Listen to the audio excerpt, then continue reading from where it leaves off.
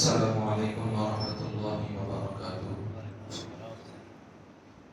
اعوذ باللہ من الشیطان الرجیم، بسم اللہ الرحمن الرحیم۔ قل یا اہل الکتاب لم تکفرون بآیات اللہ واللہ شہید علی ما تعملون۔ قل یا اہل الکتاب لم تصدون عن سبیل اللہ من آمن تبغونها عوجا وأنتم شهداء وما الله بغافل عما تعملون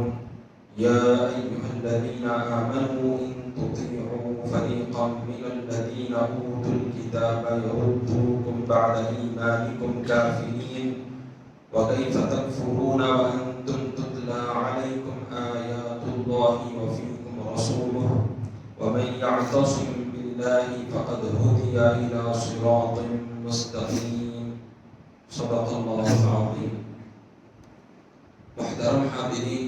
ابھی جن آیات کی تلاوت کی گئی ہے یہ چوتھے پارے سورہ آل عمران کے 10ویں رکوع کی آیتیں ہیں۔ گزشتہ آیتوں کے اندر اللہ سبحانہ و تعالیٰ نے یہودیوں کے اعتراضات کا جواب ارشاد فرمایا، اور اس کے بعد اللہ تعالیٰ نے کعبۃ اللہ شریف کی خصوصیات بیان فرمائی کہ کعبۃ اللہ شریف یعنی جو مکہ مکرمہ میں ہے وہ روئے زمین پر بنایا ہوا اللہ تعالیٰ کا سب سے پہلا گھر ہے۔ یہ اللہ تعالیٰ کا گھر ہے جس پر اللہ سبحانہ و تعالیٰ نے کئی ساری برکات کو نازل فرمایا اور نازل فرما رہا ہے، قیامت تک یہ سلسلہ جاری و ساری رہے گا۔ اللہ سبحانہ و تعالیٰ نے یہاں پر اپنی قدرت کی کھلی کھلی نشانیاں رکھی ہیں کہ جو بندہ اگر وہاں پر جا کر غور و فکر کرے تو اس کو اللہ تعالیٰ کی معرفت حاصل ہوگی۔ وہ ایسا مقام ہے کہ وہاں پر داخل ہونے والا امن میں آ جاتا ہے۔ اسی لیے بتایا گیا ہے کہ وہاں پر جنگ و جدال کرنا، وہاں پر قتل و غارت گیری کرنا، کسی پر ظلم و زیادتی کرنا، یہ تمام تر چیزیں حرام ہیں۔ کسی کو آپ قتل نہیں کر سکتے، کیوں؟ کیونکہ وہ مقدس مقام ہے اور اس کا احترام اسلام سے ہی نہیں بلکہ زمانے جاہلیت سے چلا آ رہا ہے۔ پھر اس کے بعد یہ بھی بتایا گیا کہ وہاں پر کعبۃ اللہ شریف کے پاس مقام ابراہیم ہے کہ حضرت ابراہیم علیہ السلام نے جس پتھر پر کھڑے ہو کر کعبۃ اللہ شریف کی تعمیر کی تھی اس پر آپ کے قدم کے نشان جم گئے تھے، جو آج بھی وہاں موجود ہے۔ اور اللہ تعالیٰ نے اس جگہ پر اس مقام کے پاس 2 رکعت نماز پڑھنے کا حکم بھی دیا ہے۔ پھر ساتھ ہی ساتھ بتایا گیا کہ جو یہودیوں کا اعتراض تھا، ان کا یہ اعتراض تھا کہ بیت المقدس اللہ تعالیٰ کا سب سے پرانا گھر ہے، تو اب اللہ تعالیٰ نے جو جواب دیا کہ زمین پر اللہ تعالیٰ کا گھر کعبۃ اللہ شریف ہے، اور اس کے ساتھ ساتھ یہ بھی وضاحت فرمائی اللہ تعالیٰ نے کہ اللہ تعالیٰ نے کعبۃ اللہ شریف کا حج، اس کا طواف کرنے کا حکم دیا۔ بیت المقدس کا کبھی بھی طواف نہیں کیا گیا اور نہ ہی بیت المقدس کا حج کرنا یا طواف کرنے کا حکم دیا گیا ہے۔ ایسا کبھی بھی حکم نازل نہیں ہوا، بلکہ جتنے سابقہ انبیاء تشریف لائے سبھوں نے کعبۃ اللہ شریف ہی کا طواف کیا اور وہاں پر خصوصی عبادتیں انہوں نے انجام دی ہیں۔ تو یہ فضیلت، یہ برکت کعبۃ اللہ شریف کو حاصل ہے۔ اب اس کے بعد یہودیوں کے متعلق اور عیسائیوں کے متعلق اللہ تعالیٰ ان کو تنبیہ فرما رہا ہے، ان کو ملامت فرما رہا ہے، کیونکہ یہ یہودی ہمیشہ ایسی تاک میں رہتے، ایسے مکاریاں کرتے، ایسے فتنے والے کام کیا کرتے کہ جس سے مسلمان ایمان سے دور ہو جائے، ان کے ایمان کے اندر شک و شبہ کو پیدا کرتے، ایسے کاموں کے لیے وہ لوگ کوششیں کیا کرتے تھے۔ تو اللہ تعالیٰ اب ان کو یہاں پر ذکر فرما رہا ہے کہ قل یا اہل الکتاب لم تکفرون بآیات اللہ واللہ شہید علی ما تعملون۔ قل یا اہل الکتاب لم تصدون عن سبیل اللہ من آمن تبغونها عوجا وانتم شہداء وما اللہ بغافل عما تعملون۔ یعنی اے پیغمبر صلی اللہ علیہ وسلم، آپ ان سے کہہ دیجئے کہ اے اہل کتاب یعنی اے یہود و نصارہ، تم اللہ کے احکام سے کیوں انکار کرتے ہو، حالانکہ جو کچھ تم کرتے ہو وہ سب اللہ کے روبرو ہے۔ آپ فرما دیجئے کہ اے اہل کتاب، ایمان والوں کو اللہ کی راہ سے کیوں روکتے ہو، اس طرح پر کہ اس میں کجی نکالتے ہو، حالانکہ تم حقیقت حال سے واقف ہو، اور یاد رکھو اللہ تمہارے کاموں سے بے خبر نہیں ہے۔ اہل کتاب یعنی سابقہ جو انبیاء علیہ السلام تشریف لائے، ان پر اللہ نے جو کتابیں نازل فرمائی اور پھر ان کی جو امتیں تھیں تو ان کے ماننے والوں کو اہل کتاب کہا جاتا ہے۔ تو لہذا اس سے مراد یہودی بھی ہیں اور عیسائی بھی ہیں، کیونکہ یہودی موسیٰ علیہ السلام کو مانتے تھے، موسیٰ علیہ السلام پر اللہ نے تورات نازل کی، اور عیسائی حضرت عیسیٰ علیہ السلام کو مانتے تھے، اللہ تعالیٰ نے ان پر انجیل نازل فرمائی، تو اس لحاظ سے یہ اہل کتاب ٹھہرے۔ تو یہ اہل کتاب کا یہ مشغلہ تھا کہ یہ ساری چیزیں اللہ تعالیٰ نے جو ایک ایک بات ان کے اعتراض کا جواب دیا، کھول کھول کر حق بیانی فرمائی، اللہ تعالیٰ نے دلائل پیش فرمائے، تو یہ تمام تر چیزیں پیش کرنے کے باوجود اور یہ ان لوگوں نے آنکھوں سے بھی ان حقائق کو دیکھا، پھر بھی اللہ تعالیٰ کی آیتوں کو جھٹلاتے ہیں۔ اللہ تعالیٰ نے اپنے خاص پیغمبر کو بھیجا خاص دلائل دے کر، تو آخری نبی کو بھی وہ جھٹلاتے ہیں۔ قرآن کریم جو کہ اتنی مقدس ترین کتاب ہے، تمام کتابوں سے افضل کتاب ہے، اور اللہ تعالیٰ کی وحدانیت کی بہت بڑی دلیل ہے، حضور کا زندہ معجزہ ہے، تو اس کو بھی وہ ماننے سے انکار کرتے ہیں، نہ یہودی مانتے ہیں اور نہ ہی عیسائی مانتے ہیں۔ تو ان کی یہ حالت ہے، تو اللہ تعالیٰ ان کو ملامت فرما رہا ہے کہ آخر تم کر کیا رہے ہو؟ دیکھ لو تم لوگوں نے حق سامنے آنے کے باوجود بھی اس کو جھٹلایا ہے، انکار کیا ہے، اور تمہاری یہ حالت ہے کہ تم لوگ ان اہل ایمان کو جو ایمان لے آ چکے ہیں، تو ان کے سامنے اسلام کے تعلق سے ایسی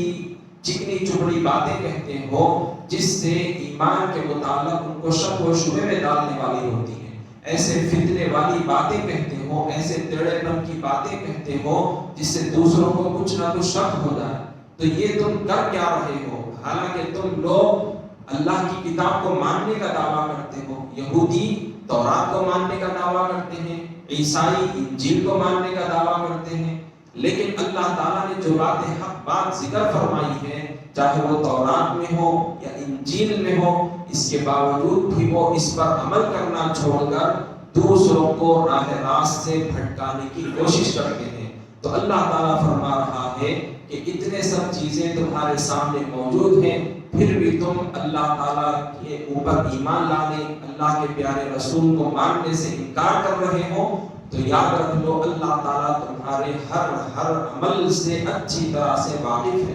تمہاری مکاریوں اور فتنہ پردازیوں، ہر طرح کے تمہارے مکر و فریب سے، برے کام سے اللہ تعالیٰ اچھی طرح سے واقف ہے۔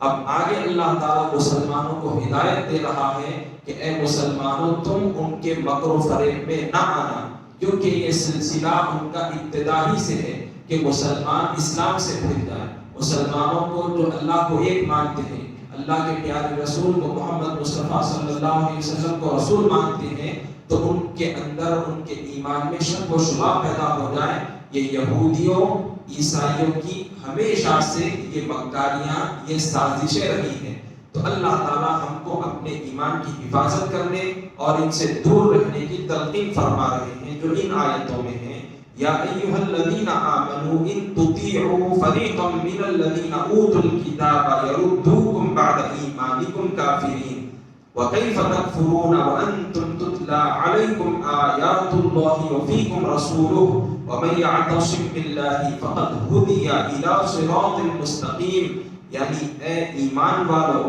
اگر تم اہل کتاب کے کسی گروہ کا کہا مان لو گے تو وہ تمہیں ایمان لانے کے بعد پھر کافر بنا دیں گے، اور تم کیوں کر کفر کر سکتے ہو؟ حالانکہ اللہ کی آیتیں تم کو پڑھ کر سنائی جاتی ہیں، اور تم میں رسول اللہ صلی اللہ علیہ وسلم موجود ہیں، اور یاد رکھو جس نے اللہ کے دین کی رسی کو مضبوط پکڑ لیا وہ سیدھے راستے پر لگ گیا۔ ان آیتوں کے اندر اللہ نے خاص بتلا دیا ہے کہ ہم کو ان یہودیوں ان عیسائیوں کی باتوں میں نہیں آنا ہے۔ وہ لوگ طرح طرح کی میٹھی باتیں کہیں گے اور پھر اس کے بعد زہر گھولنا شروع کر دیں گے، تو لہذا ہم کو ان سے دور رہنے یعنی ان کی باتوں میں نہ آنے کا حکم صاف لفظوں میں دیا گیا ہے۔ ہم کو قرآن کریم اور سنت نبی اکرم احادیث مبارکہ پر عمل کرنا ہے اور ان تعلیمات پر عمل کرتے ہوئے زندگی گزارنی ہے۔ اب ان آیتوں کے متعلق یہ واقعہ بھی سن لیجئے کہ اس کا بیک گراؤنڈ کیا ہے، یہ کس پس منظر میں نازل ہوئی، تو اس کا شان نزول یہ بیان فرمایا گیا ہے کہ یہ یہودی کیسی مکاریاں کرتے تھے۔ ذرا دیکھ لیجئے کہ مدینہ منورہ میں دو بڑے قبیلے تھے، قبیلے اوس اور قبیلے خزرج۔ ان کے اندر زمانے جاہلیت میں حضور کے وہاں پر آنے سے پہلے بڑی خون ریز لڑائیاں چلا کرتی تھی۔ سال ہر سال سے خاندانوں کے اندر قبیلوں کے اندر بڑی بڑی لڑائیاں ہوا کرتی تھی، اور ایک جنگ جس کو جنگ بوعاز کہا جاتا ہے، اس کے اندر تو بڑی خون ریز لڑائی ہوئی تھی دونوں قبیلوں کے درمیان میں۔ لیکن جب حضور تشریف لائے مدینہ منورہ میں تو ان کی خاندانی دشمنیوں کو حضور نے ختم فرما دیا، ان کے اندر پیار و محبت کو حضور نے قائم فرمایا۔ تو اس طرح سے ان دونوں قبیلوں کے اندر کی لڑائیاں حضور کے آنے کے بعد ختم ہو گئی تھی۔ لیکن انسان ہے تو اب دیکھیے یہ یہودی، ان یہودیوں میں سے ایک مکار شخص جو کہ اندھا تھا، جس کا نام شماس بن قیس کہا جاتا ہے، وہ بدبخت یہودی ایک اپنے آدمی کو، جہاں پر یہ قبیل اوس اور قبیل خزرج کے جو صحابہ تھے، یہ جو لوگ تھے جو اسلام لے آئے تھے، اور ان کا لقب جو انصار پڑ چکا تھا، تو یہ صحابیت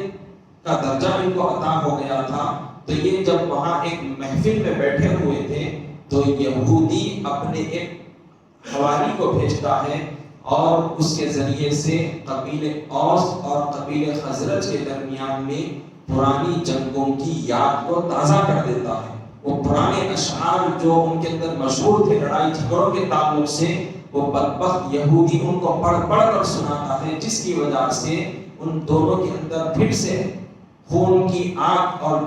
دشمنی کی آگ بھڑک اٹھتی ہے، اور اس طرح سے وہ ایک دوسرے کے آمنے سامنے ہو جاتے ہیں۔ جیسا ہی یہ بات حضور تک پہنچتی ہے کہ قبیل اوس اور قبیل خزرج کے درمیان میں پھر سے پرانی یادوں کو تازہ کر کے ان کو لڑانے کی سازش کی جا رہی ہے، تو حضور صلی اللہ علیہ وسلم فوری تشریف لاتے ہیں، اور پھر حضور صلی اللہ علیہ وسلم ان کو ایمان کا واسطہ دیتے ہیں اور بتلاتے ہیں حضور کہ دیکھو تم پہلے کفر اور شرک میں پڑے تھے، تم جہالت میں تھے، تم ایک دوسرے کی عزت نہیں کرتے تھے، پاس و لحاظ نہیں کرتے تھے، اور ایک دوسرے کو قتل کرتے تھے۔ اللہ تعالیٰ نے تم کو چن لیا، تم کو ایمان کی دولت عطا کی، تو پھر اب تم ایمان چھوڑ کر ان بدبختوں کی باتوں میں آ کر پھر تم وہ زمانے جاہلیت میں جا رہے ہو۔ تو وہ جو انصار صحابہ تھے وہ بالکل ٹھنڈے پڑ گئے، اور لڑائی جھگڑے کی نوبت نہیں آئی، اور وہ لڑائی جھگڑے سے باز آ گئے۔ اور پھر جب حضور نے ان کو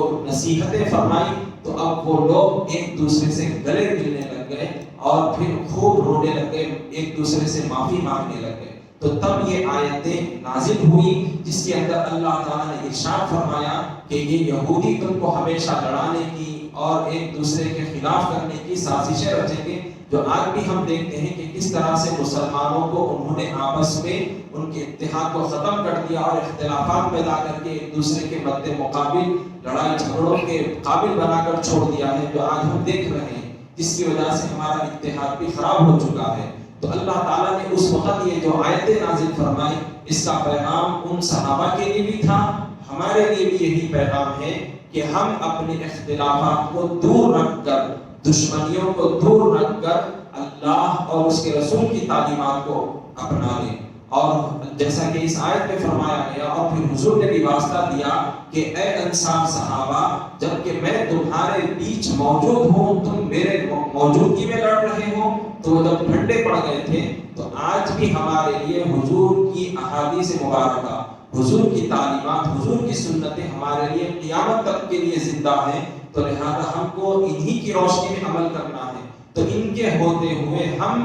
کبھی بھی دوسروں کا سہارا نہ لے بلکہ اللہ کے پیغام قرآن کریم اور احادیث مبارکہ کو تھام لے تو ہم کامیاب ہو جائیں گے. جیسا کہ اللہ تعالیٰ نے فرمایا جس نے اللہ کے دین کی رسی کو مضبوط پکڑ لیا وہ سیدھے راستے پر لگ گیا. تو اللہ کی رسی کیا ہے؟ قرآن کریم ہے. اور پھر کیا ہے؟ حضور نبی مکرم صلی اللہ علیہ وسلم کی سنتیں ہیں، آپ کی احادیث مبارکہ ہیں. جو بندہ اپنے معاملات کو ان چیزوں کے تحت طے کرتا ہے تو پھر اللہ تعالیٰ اس کو سیدھے راستے پر چلاتا ہے اور یہ منزل مقصود تک پہنچ جاتا ہے اور کامیاب اور بامراد ہو جاتا ہے. وصلی اللہ تعالی وسلم علی خیر خلقہ سیدنا محمد وعلی آلہ وصحبہ اجمعین. الحمد للہ رب العالمین.